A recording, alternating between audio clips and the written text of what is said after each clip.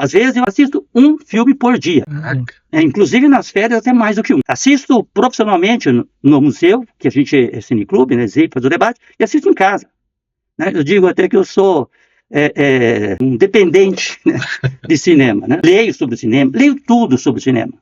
Leio até biografias, fofoca, além dos livros, né, teóricos, conceituais, roteiros, etc. Mas são 3 elementos. Eu acho que o primeiro elemento é ter o filme, né? Assistir o filme e anotar o nome do diretor. Né? Aí, segundo, ler.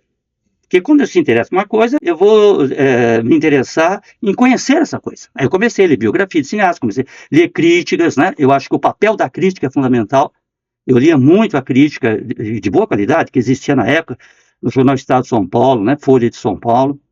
Porque você tem o cineasta que faz o filme, tem o espectador que assiste e tem um mediador que é importante para o cineasta, é importante, que é o crítico, que não é juízo de valor, dizer bom, ruim, 3, 4 estrelinhas, é fornecer elementos para o espectador interpretar e também para o cineasta dialogar. Né? Um bom cineasta pode até debater, discutir, mas aprende também.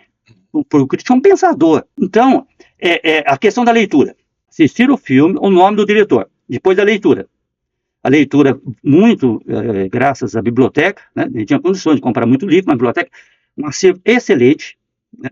E ler também a crítica no jornal, né? Para você ter um contato. E o terceiro elemento, que é um elemento que eu vivencio até hoje, inclusive hoje, quinta-feira, daqui a pouco, que é importantíssimo na história do cinema, praticamente quase um século de existência, o cineclube. Né? Um local que se reúne pessoas que gostam de assistir filmes e conversar sobre os filmes. É quase que uma análise coletiva. Então eu comecei 2 espaços. Comecei no Centro de Ciências, Letras e Artes, o departamento de cinema, que na época o diretor é o Sr. Henrique Oliveira Júnior, que é o fundador do Museu da Imagem do Som de Campinas. Bem, eu ia lá, timidamente, sentando no fundo, só assistindo ao filme, assisti lá no Limiar da Vida, do Bergman, né? Bandido Juliano. Então, eu ficava ali no fundo só vendo o filme e depois escutando, né? Aquelas pessoas que conheciam muito mais do que eu. Na verdade, eu estava aprendendo.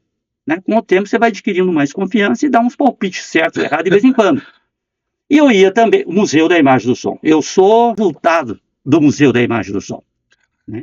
Eu trabalho como servidor público concursado desde 1990 no museu, mas frequento o museu desde 1975, quando ele foi fundado. Ele nem estava ainda instalado no Centro de Convivência Cultural. E foi ligado ao cinema, porque eu estava estudando História no PUC, porque eu trabalhava numa agência bancária. E na época, morando com a família, tem a casa, comida garantida, eu conseguia, com o salário bancário. Aliás, essa experiência de 6 anos me causou um trauma, né? Até hoje não consigo me relacionar com o banco. Fico traumatizado até passar ali na porta giratória. Mas eu aguentei firme trabalhar no banco, porque eu precisava desse dinheiro para pagar a faculdade. Fiz o curso de História. E nos anos 75, 76, mas começa em 75, é uma questão histórica, porque um outro elemento fundamental, que não depende de cada um de nós, é o momento histórico. Quando eu falo os anos 50, os anos 60, os anos 50 é um período de grande esplendor na história do Brasil, com todas as contradições, porque havia um projeto de nação. Uhum. E eu nasci nesse projeto de nação, que era a democracia populista desenvolvimentista, que era o sistema capitalista. Depois tem o golpe de 64, a geração dos anos 50, né, continuou batalhando até o golpe final, digamos assim, que foi o ato institucional número 5, em 1968, que aí realmente a violência se tornou repressiva do Estado, um terror do Estado. Né? Mas de 64 a 68, o movimento estudantil, jovens estudantes, e mesmo o movimento operário, embora tivesse sido destruído as suas entidades, em chão de fábrica se organizavam. Então, existe uma questão do contexto histórico. A gente só vai entender que gosta de uma coisa ou não gosta, não é genético, não é hereditário, é do ar que você respira, do ambiente que você respira. Né? Isso fornece muitas pistas, né, de esclarecimento. Então, em 75 é a fase da chamada transição, né, da ditadura para a democracia liberal burguesa.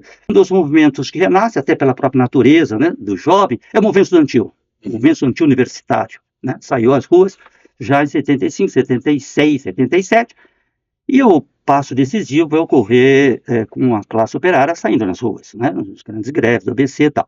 Então, no movimento estudantil, que começa a surgir debaixo de forte repressão, né? Sair de casa sem ter certeza que volta, amigos mortos, desaparecidos.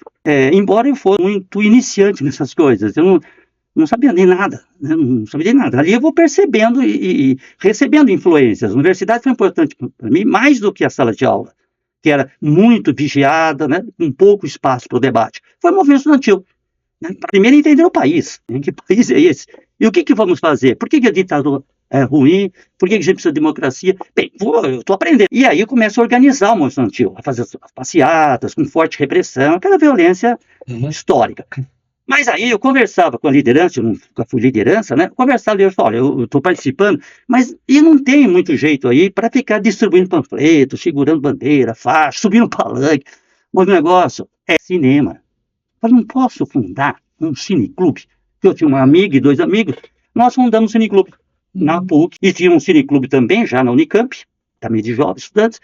E aí, por causa do cineclube, eu fui conhecer o fundador do Museu da Imagem do Som. Então, eu me lembro muito bem que era final de tarde, né? Começo de noite, e havia uma dificuldade muito grande, porque os filmes em 16mm, que é a bitola do cineclubismo, tinha que buscar lá em São Paulo, na famosa Rua do Triunfo, realmente chamada Boca do Lixo.